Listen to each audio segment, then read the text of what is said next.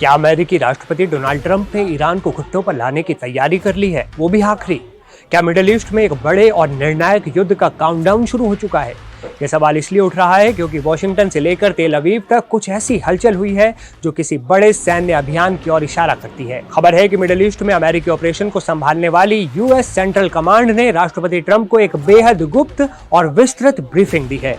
45 minute की इस meeting में ईरान पर संभावित हमले का पूरा ब्लूप्रिंट ट्रंप के सामने रखा गया, ऐसा दावा है।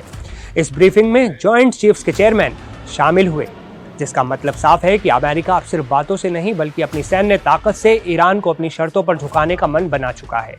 इस युद्ध की आहट तब और तेज हो गई जब इजराइल से हथियारों की एक चौंकाने वाली खेप की खबर आई।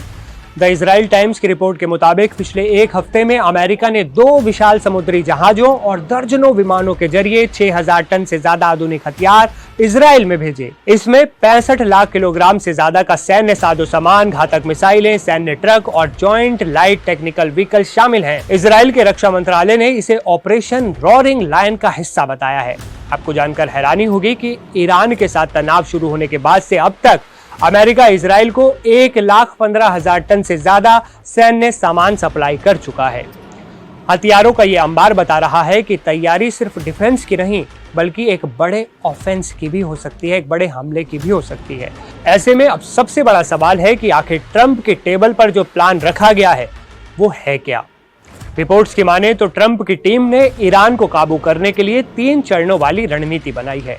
पहले स्टेज में ईरान के भीतर उसके अहम बुनियादी ढांचे यानी इंफ्रास्ट्रक्चर पर एक के बाद एक कई छोटे लेकिन बेहद ताकतवर सर्जिकल स्ट्राइक किए जाएंगे।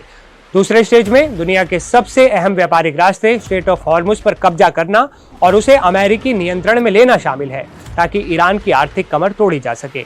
और तीसरा जो सबसे खतरनाक है वो है एक स्पेशल फोर्स ऑपरेशन।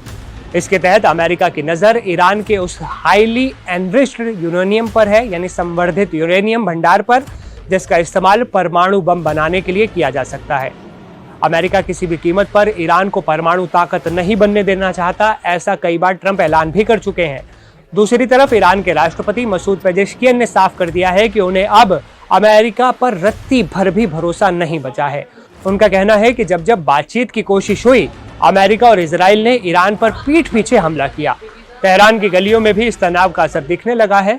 हाल ही में ईरान की राजधानी के कुछ हिस्सों में करीब 20 मिनट तक एयर डिफेंस सिस्टम एक्टिव किए गए क्योंकि आसमान में कुछ संदिग्ध ड्रोन देखे गए थे। भले ही बाद में हालात सामान्य बता दिए गए, लेकिन तेहरान का डर साफ नजर आ रहा है। अब सवाल यही है, क्या ट्रंप कूटनीति का रास्ता छोड़ युद्ध का बटन दबाने वाले हैं? क्या मिडिल ईस्ट एक ऐसी आग में झुलसने वाला है जिसका धुआं पूरी दुनिया को परेशान करेगा? आपको क्या लगता है, क्या होगा आने वाले वक्त में? अपनी राय कमेंट में जरूर शेयर कीजिएगा और लेटेस्ट अपडेट्स के लिए एनडीटीवी इंडिया के चैनल को सब्सक्राइब कर लीजिए। मैं सीमा आपसे विदा लेता हूं, फिर मिलूंगा एक नए वीडियो में एक नए अपडेट के साथ। तब तक आप देखते रहें एनडीटीवी इंडिया।